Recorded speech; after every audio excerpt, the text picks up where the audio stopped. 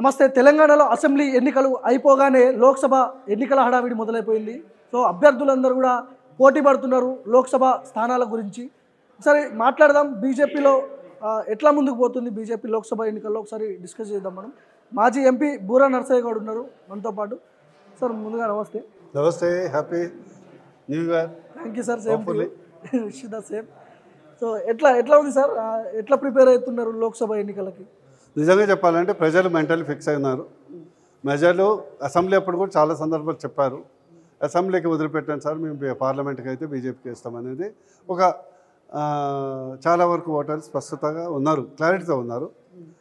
ఎందుకంటే బీఆర్ఎస్కి వేసి లాభం లేదు, అది ప్రైమ్ మినిస్టర్ అయ్యేది లేదు, డిప్యూటీ సీఎం అయ్యేది లేదు, మొత్తం చక్రం తిప్పేది లేదు, ఇప్పుడు సూది లేదు దారం లేదు.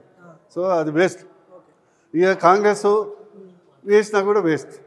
ఎందుకంటే ఇక్కడ ప్రభుత్వం ఇచ్చింది కదా సార్, నీ నడుపుకోమను. అక్కడైతే మోడీ గారు వస్తారు. ఈరోజు మీ ద్వారా తెలంగాణ ప్రజలకు విజ్ఞప్తి చేస్తుంది ఏంటంటే, మీరు బీజేపీకి ఓటేస్తే 17కు 17 సీట్లు నిజంగా మీరు గెలిపిస్తే బీజేపీ ఒక అప్లికేషన్ ఏర్పడుతుంది. బీజేపీ పార్టీ కేంద్ర ప్రభుత్వానికి అప్లికేషన్ ఏర్పడుతుంది. అదే తెలంగాణ ప్రజలు మమ్మల్ని ఆదరించారు, వాళ్ళని ప్రేమతో చూసుకోవాలి, ఎక్కువ ఇన్వెస్ట్మెంట్ చేయాలి. సరే, రాజ్యాంగబద్ధంగా వచ్చేది ఎట్లాగో వస్తుంది.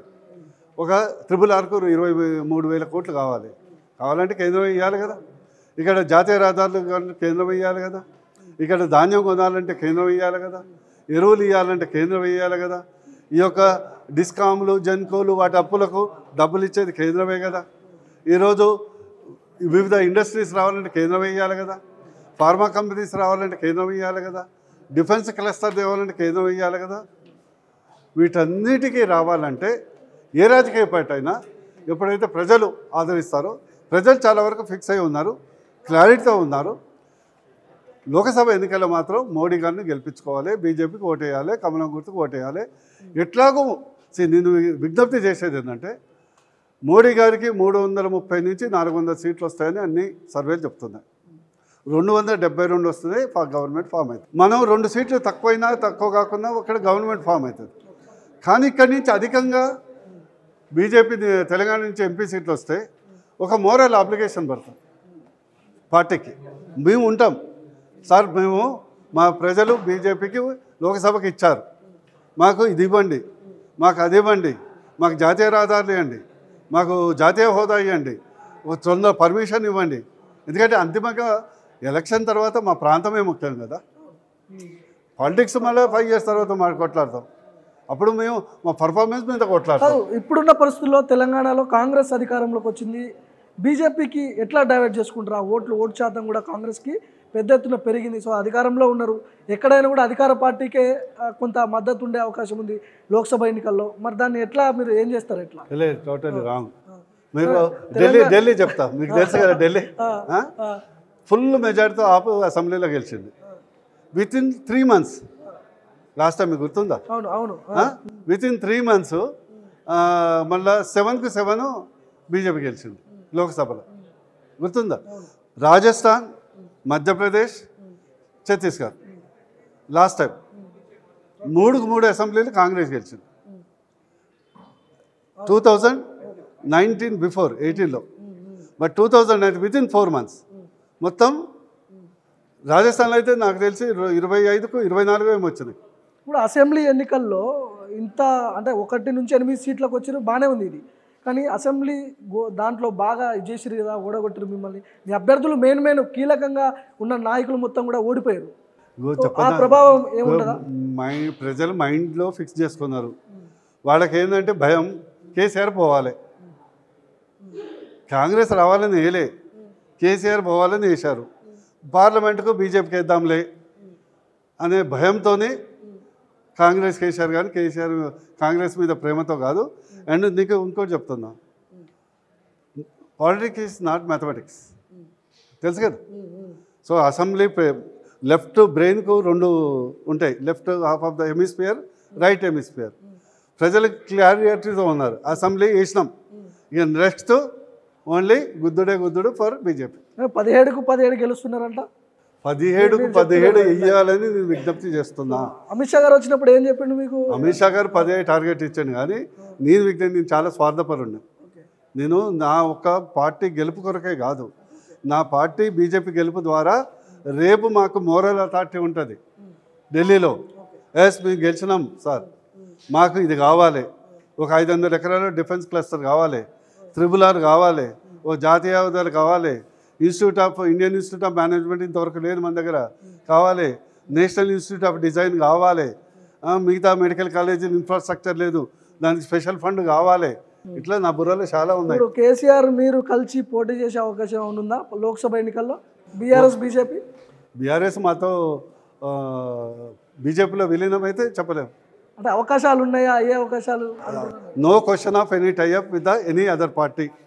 BJP is going to stand alone. ఎవరన్నా పార్టీ అలసిపోయి మా పార్టీలో విలీనం అయితే నో ప్రాబ్లం.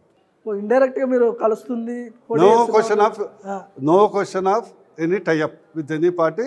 సింహం సింగిల్గా వచ్చినట్టు బీజేపీ సింగిల్గానే వస్తుంది, సింగిల్గానే అత్యధిక సీటు గెలుస్తుంది. బూర నరసయ్య గౌడ్ గారు భువనగిరి నుంచి ఆశిస్తున్నారు.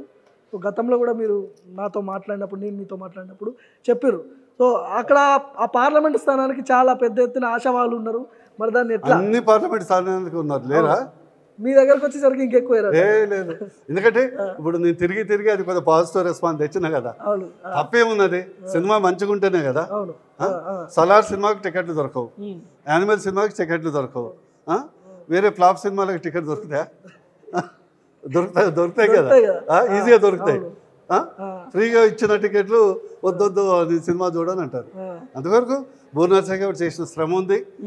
5 ఏళ్ళుగా ఎంపీగా నేను చేసినటువంటి 9,000 కోట్ల అభివృద్ధి. అప్పుడు సరే నేను టీఆర్ఎస్ ఎంపీగా ఉన్నా కూడా కేంద్రంతో మంచిగా ఉండి మేనేజ్ చేసి లాబింగ్ చేసి వాళ్ళకు మస్కా కొట్టి అన్ని రకాలుగా తెచ్చిన ఎయిమ్స్ అట్లనే తెచ్చిన, కేంద్రీయ విద్యాలయాలు తెచ్చిన, జాతీయ రాజధాని అదంతా ఇప్పుడు కనిపిస్తుంది. బీజేపీకి పాజిటివ్ వేవ్ కనిపిస్తుంది. బూర్నర్సయ్య గౌడ్ 1 ఇయర్ నుంచి 5 ఏళ్ళ నుంచి తిరుగుతూనే ఉన్నాం. మళ్ళీ మరి భువనగిరి పార్లమెంట్ నుంచి మీకు టికెట్ కన్ఫర్మ్ అయింది అనుకోవచ్చా? ఆల్మోస్ట్ అయిపోయిందా, లేకపోతే మళ్ళీ ఏమైనా తప్పించే ప్రయత్నం జరుగుతుంది? ఇగో ఒకటి, భువనగిరి పార్లమెంట్ గురించి అక్కడ డిస్కషన్ పెట్టకు. 100% ఉంటాం, అందరూ డౌట్ ఏముంది. ఎందుకంటే మీరు ఎట్లాంటి తెలుసా, లేని దగ్గర పోటీ పెడతారు. మీరు నారదమహర్షి వారసులు, లోక కళ్యాణ్కి అయినా కూడా లేని దగ్గర మీరు అనవసరంగా లేనోనికి అనవసరంగా స్కోప్ ఇస్తారు. అందుకొరకు ఆ డిస్కషన్ వద్దు. మా పార్టీ క్షేత్రంలో పనిచేసుకుంటూ పోతాం.